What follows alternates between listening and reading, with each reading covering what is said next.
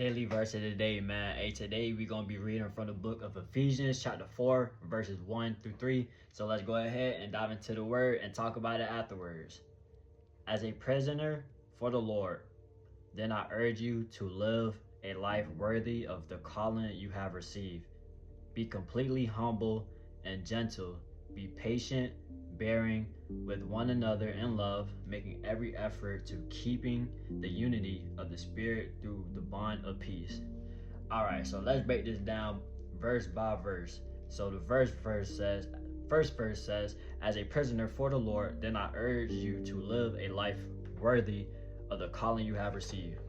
God has placed a special calling on your heart and your heart only. Only you have that calling for yourself, and that God knows it for yourself only.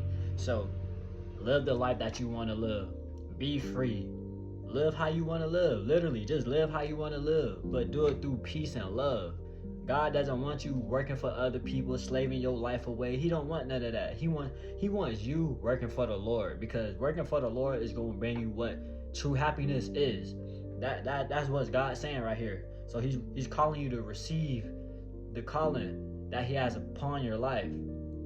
And then going into the second verse, be completely humble and gentle. Be patient, bearing with one another in love. So when we go out into our day-to-day lives, God is literally saying, be humble and gentle.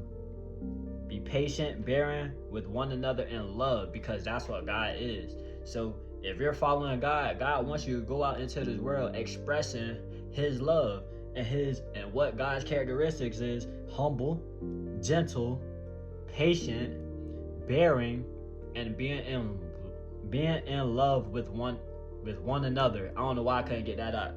So that means you gotta love yourself first before you love anybody else. Because if you can't love yourself, how you gonna love other people? And then going down to this last verse, make every effort to keep in the unity of the Spirit through the bond of peace.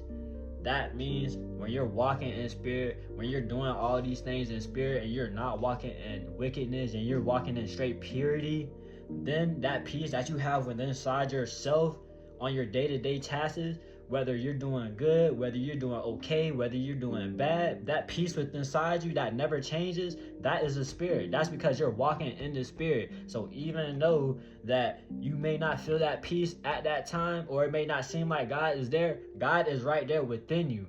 Just tap into the peace that he has in store for you, because everything is from within. Everything aligns from within, and everything that you want from within can be expressed outwardly. So you just have to look from within.